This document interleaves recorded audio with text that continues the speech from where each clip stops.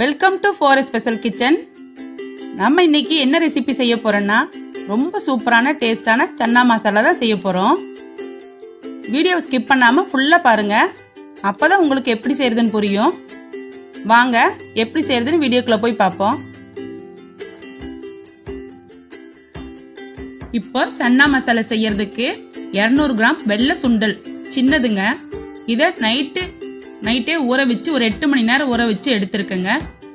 இதை நம்ம குக்கரில் போட்டு ஒரு சுண்டல் மூழ்கிற அளவுக்கு தண்ணி விட்டு ஒரு 5 விசில் விட்டு வேக வச்சு எடுத்து வச்சுக்கலாங்க.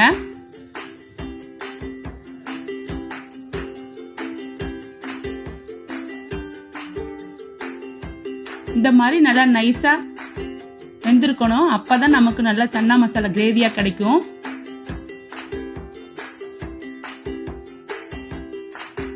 இப்போ மசாலா ரெடி பண்ணிக்கலாம். அதுக்கு ஒரு கடாயில 2 ஸ்பூன் அளவுக்கு ஆயில் விட்டுக்குங்க.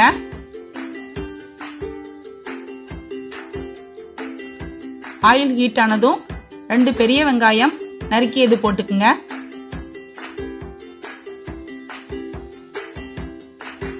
இது நல்லா வதக்கிக்கலாம்.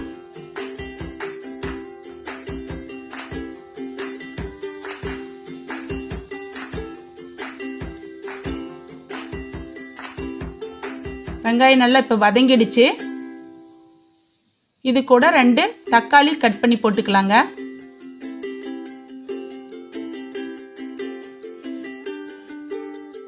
தக்காளி நான் பெருசா கட் பண்ணி போட்டிருக்கேன், நம்ம அரைக்கிறதுனால பெருசா போட்டிருக்கேன்.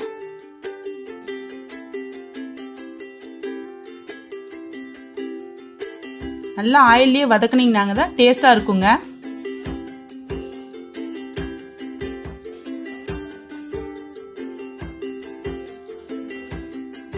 இப்போ தக்காளி நல்லா வதங்கிடுச்சு.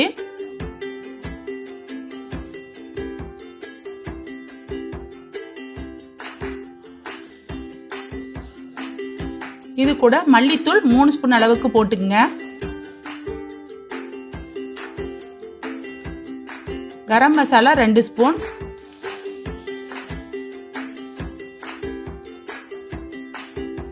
மிளகாத்தூள் காரத்திற்கு ஏற்ப, சீரகம் கொஞ்சமா போட்டுக்குங்க. இப்ப இது எல்லாத்தையும் சேர்த்து நல்லா வதக்கிக்கலாம்.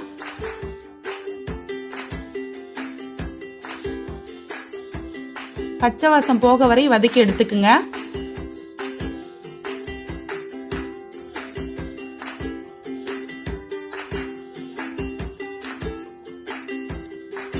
இப்ப நல்லா வதங்கிடுச்சு.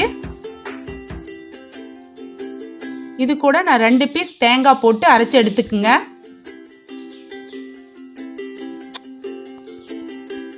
இந்த மாதிரி நைஸா அரைச்சு எடுத்து வச்சுக்கணுங்க.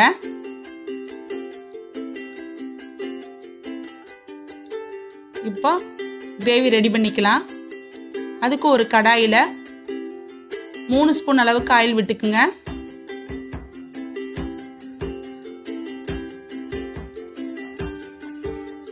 கடுகு கொஞ்சமா போட்டுக்குங்க.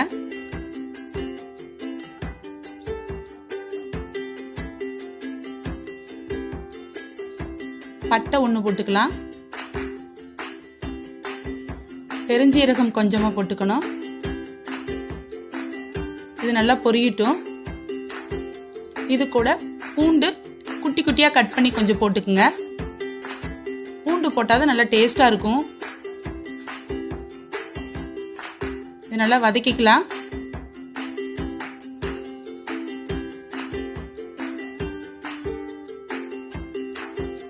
இப்போ பூண்டு நல்லா வதங்கின பிறகு கொஞ்சம் கருவேப்பிலை போட்டுட்டு நம்ம அரைச்சு வச்சிருந்த இந்த மசாலாவை எடுத்து ஊத்திக்கலாங்க. இது நல்லா வதக்கின பிறகு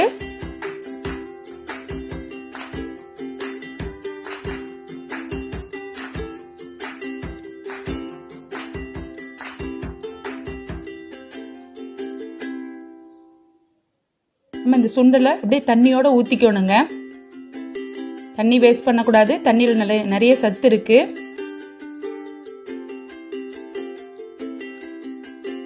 இது நல்லா மிக்ஸ் பண்ணிக்கலாங்க. இது கூட உப்பு கொஞ்சம் போட்டுக்கலாம், தேவைக்கேற்ப உப்பு போட்டுக்கலாம்.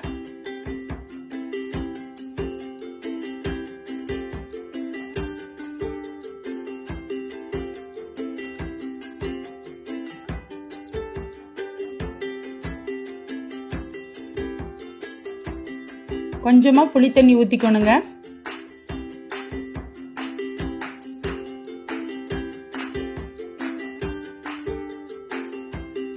இந்த மாதிரி 10 நிமிஷம் நல்லா கொதிக்க விடணுங்க.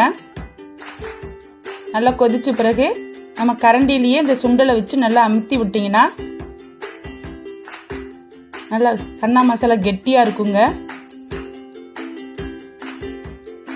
பாருங்க, நமக்கு சன்னா மசாலா ரெடி ஆயிடுச்சு. இது கூட அப்படியே மேலே மல்லித்தலை தூவி இறக்கிக்கலாங்க. அவ்வளோதாங்க, சன்னா மசாலா ரெடி ஆயிடுச்சு. பார்த்தீங்களா எவ்வளோ ஈஸியாக நம்ம சன்னா மசாலா ரெடி பண்ணிட்டோம். இது நான், சப்பாத்தி, தோசை, பூரி இதுக்கெல்லாம் வச்சு சாப்பிட்டா ரொம்ப டேஸ்ட்டாக சூப்பராக இருக்குங்க. நீங்களும் வீட்டில் கண்டிப்பாக ட்ரை பண்ணி பார்த்துட்டு எப்படி இருந்ததுன்னு கமெண்ட் பாக்ஸில் கமெண்ட் பண்ணுங்கள். இந்த வீடியோ உங்களுக்கு பிடிச்சிருந்ததுன்னா லைக் பண்ணுங்கள், ஃப்ரெண்ட்ஸுக்கு ஷேர் பண்ணுங்கள், ஃபோர் ஸ்பெஷல் கிச்சனுக்கு சப்ஸ்கிரைப் பண்ணிக்கோங்க. மீண்டும் அடுத்த நல்ல ரெசிபியுடன் வரேன். தேங்க்யூ.